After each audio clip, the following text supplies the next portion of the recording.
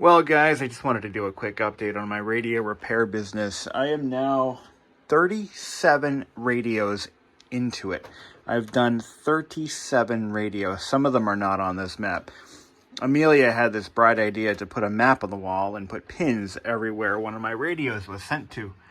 And as you can see, pretty much, I've got one coming from Canada that's not on here yet. But so far, I've done 2 or 3 in Canada. And I got all over the country, except for this area. But this right here is an MSSS1. I found about 14 bad capacitors, which was causing various problems with the unit. This guy down here is a Panasonic.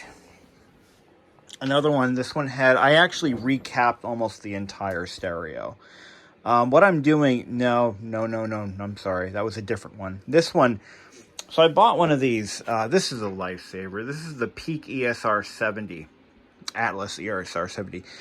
And what I've been doing is, if the cap is blown out, if you see electrolyte pooling around it, obviously it's bad. But it's not obvious every time. So once you've replaced all the obviously bad ones, now it's time to go back and test every single cap. And I found some that looked perfectly healthy. No visible symptoms. Pull it out, it comes up as a wide open circuit, or some of them were dead shorted. So I tested every cap on every board, and I came up with this baggie of bad caps. But this one, I still have to rebuild the cassette deck. And the CD player's done for, and I'm doing a Bluetooth mod on this one, plus, I believe, lamps. Now, the MSSS1, this one came from New Jersey. This one's about ready for paint. I've just finished fixing the chassis, replacing some worn-out buttons, and I did all new lamps. They weren't blown, but you could tell they were starting to smoke inside the globe, so we just do them all. Bluetooth is done on this one. I really love my customers, though. This one came from Wisconsin, and the guy must have saw the cats on my webpage. And he sent some new cat toys for them. So, Mark, thank you very much. I'm sure Oreo will really appreciate these. And Tommy and Butterscotch. So here, Oreo. There you go, buddy. That's for you. And there he goes. That's so awesome. Thanks, man. So, let's take a look at what you got. So this one is an I think it's an MPSS. I haven't really gone into it yet. So let's just unbox it and see what we got. Now, when I say I want you packing these things in bubble wrap, this is exactly what I'm talking about. This radio I know it didn't get damaged because he did exactly what I asked. I've had some come in that were just a hot mess. Even recently, they weren't so nice, but they didn't get damaged, and that's just through sheer luck. So let's unpack this thing and see what we got. All right, what we have here is an MSSS2, also known as the Body Sonic version 2. I actually kind of like these. I really do. They sound pretty strong. They don't have that, I don't know, oh, here it is. No, they're over there. They don't have that 80s look anymore. I mean, they look very much mid-90s. These look kind of like they could have been invented in the 80s, or designed in the 80s. But I like them. I kind of like them all in their own unique way. But this one has some pretty modern features. And one of those modern features is why these are always breaking. It's the volume knob. They went from an analog potentiometer to this. It's a digitally controlled volume. It functions absolutely no differently from how a push button volume knob would work. It's exactly the same circuitry behind it. The problem with them is the rotary encoders, which can sense directional. When you turn the knob, it senses the direction it's being turned and the number of clicks. It's a pretty simple mechanism when you think about it. The problem is they're very sensitive and to wear and tear, and they often do exactly that. Now, with these radios, I've talked about these before. I just did one a little bit ago, and it's fixed and shipped. It's on its way to, actually should be there by now. But it had the same problem, and the MPSS, and anything made within the past, say, 25 years is going to have this problem too. Modern stereo, like for example, my CX5 built in 2022, it also has a rotary encoder that controls everything, and it will wear out, and it will break.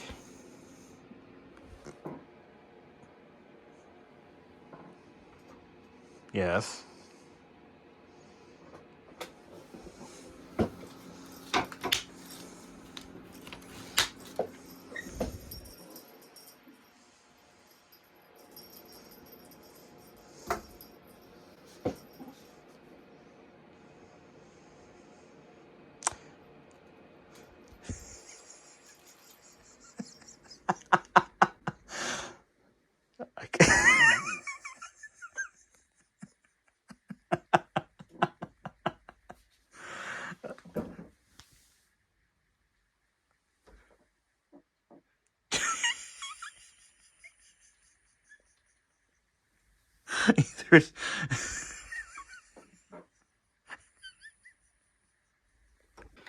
Hi. Anyway, so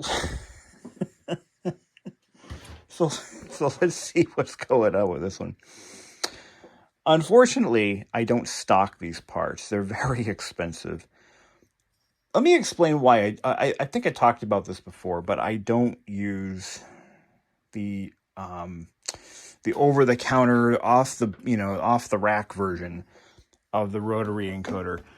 The reason I don't use those is because I usually keep one here as a sample. I had one around here. The reason I don't use them is because they're the wrong shaft diameter.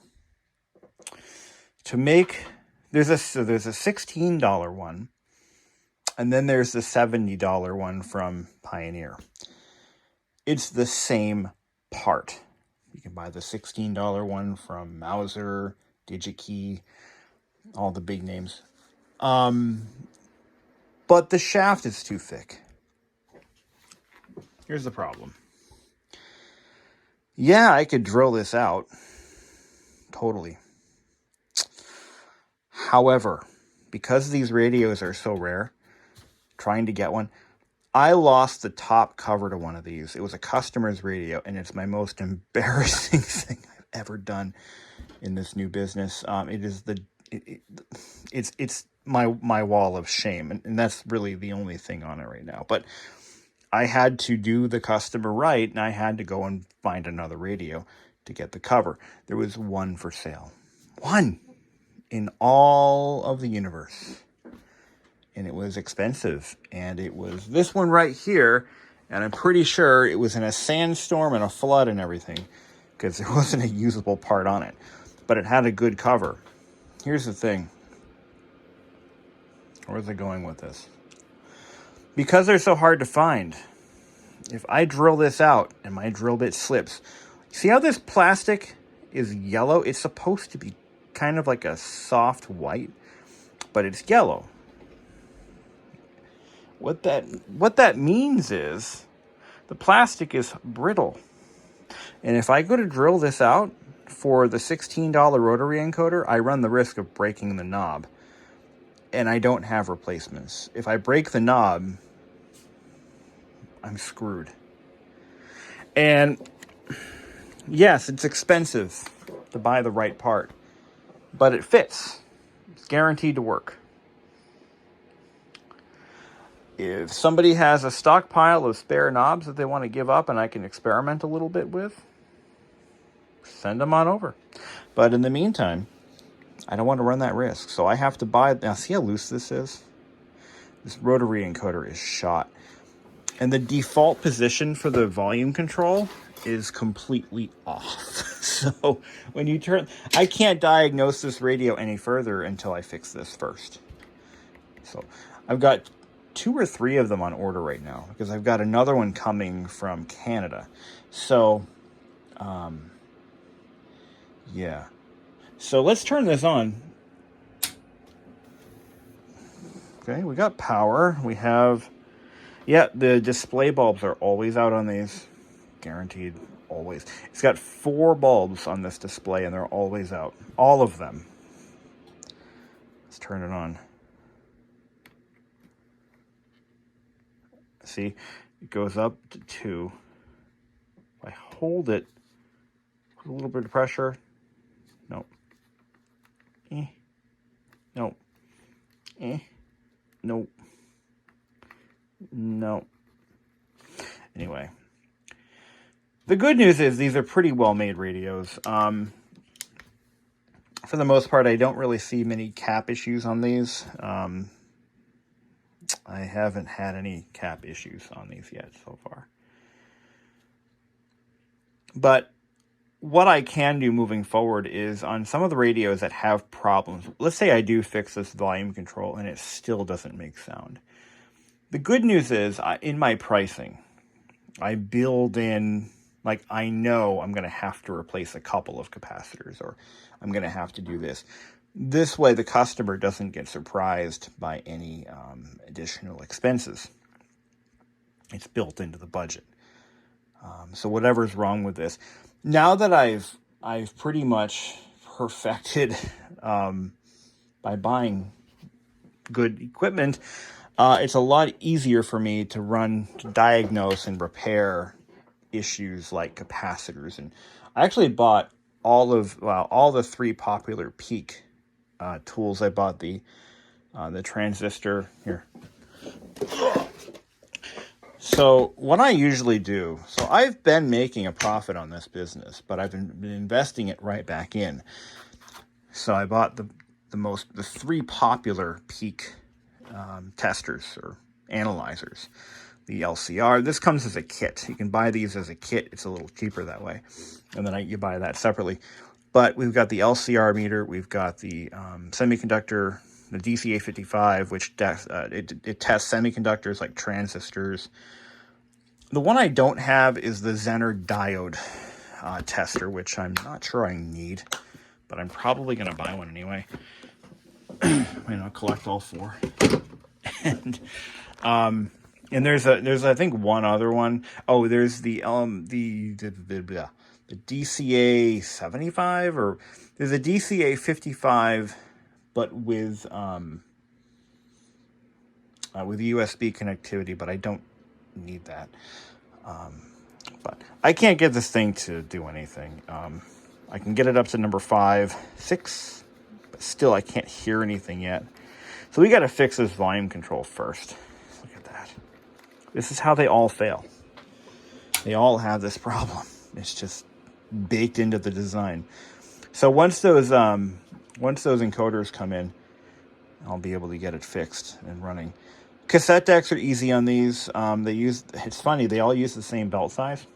So I only have to stock one size drive belt, and then of course the old MSSS1 has to be weird because it uses like 2 tiny little 1-inch belts, or a little smaller than 1 inch, and then it uses the normal, I think it's a 8.6 inch belt, 8.6 inch.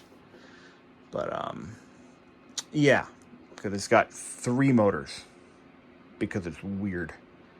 By the time this came out in the mid-90s, they had completely abandoned those cassette decks. Now they use something a little bit more robust. But just as weird, though. Yeah, I like the Panasonics. They're a little bit nicer myself. But the Panasonics, the entire carriage load-unload gear train just freaking locks up in them. It's not too bad. The only problem with the Panasonics is you have to time them when you reassemble them. Everything has to be in time. So they're kind of a bitch.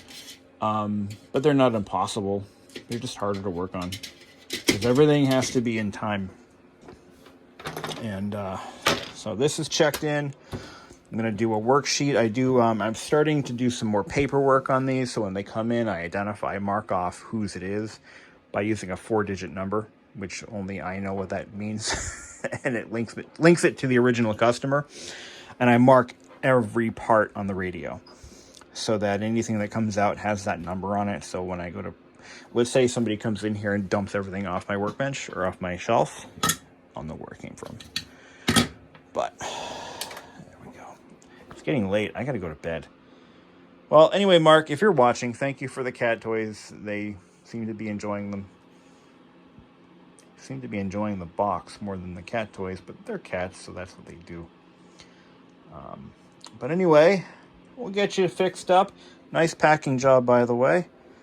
We'll dig into this once we get the rotary encoders in. We'll dig into it. I think I got the one from Canada's got the same problem because that's just what they do. But we'll do lights, Bluetooth. I think you wrote on my you did send me a thing. But if you also want your radio fixed, I'm taking in new customers all the time. So just go to my website, savemyradio.com. And I may not be the cheapest guy, but I'll guarantee you'll be happy with the end result. So if you're not, well, let me know.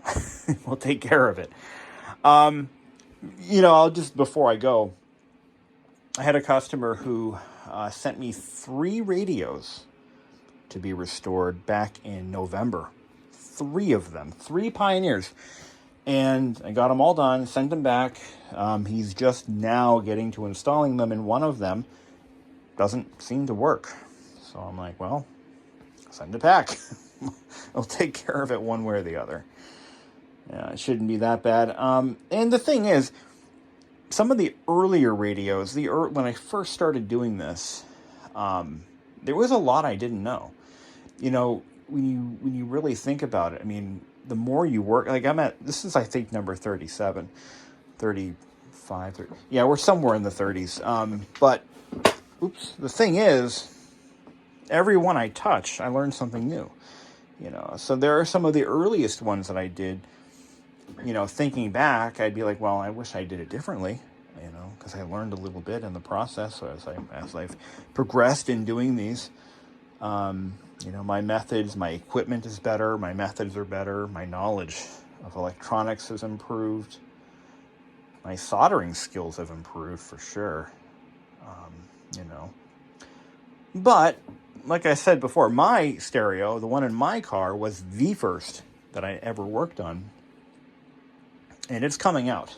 It was the beta, or the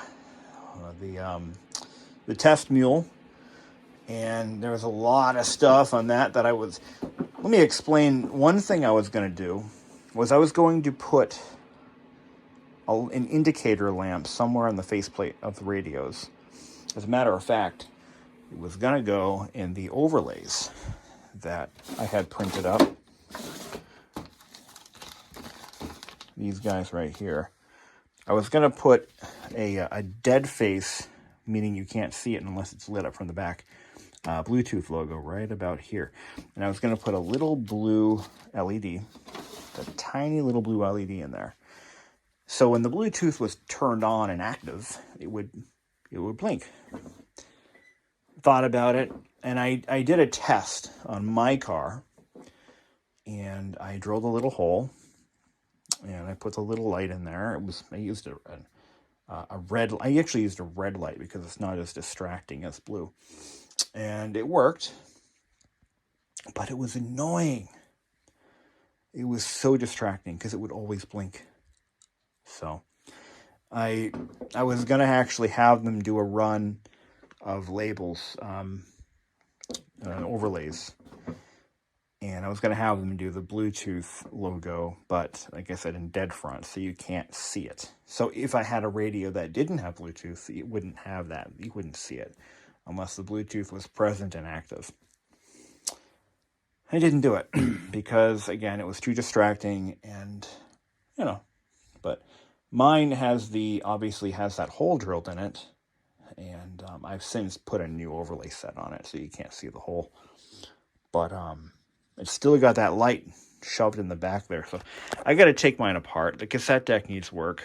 Another thing, when I was first doing cassette decks, like mine, again, patient 0, I didn't know about the clutches inside the deck and how you have, like every single one I touch now, every Pioneer, I've got to pull the clutches apart and I've got to clean them and scrape very lightly, scrape the clutch felts, the felt pads, to get any plastic debris, any dust out of them. And then everything gets cleaned and pressed back together, and they work great. But mine, I didn't do that, so it slips. You put a tape in midway, there's not enough tension in the clutches to get the tape moving. So these are all things you learn as you go along. And but just another pin in the board. And I think I already put this. Yeah, that's the Wisconsin one right there. That's from the Milwaukee area, north of Milwaukee. I got another one coming up. The other one I think is coming from somewhere in this region here. This one represents the overlays I sold to a guy in Sweden. But I don't have any Mainers. I got some Massachusetts. But yet I don't have any. Do I? No, actually one of the customers was from, ironically, his wife works with my girlfriend. And we didn't know that until all of a sudden we're like, hey, wait. I know you. But anyway. All right. So that's it for now. Thank you for watching. And savemyradio.com. Fill out a form. We'll get back to you. Get you some shipping instructions. And hopefully we can save your radio.com.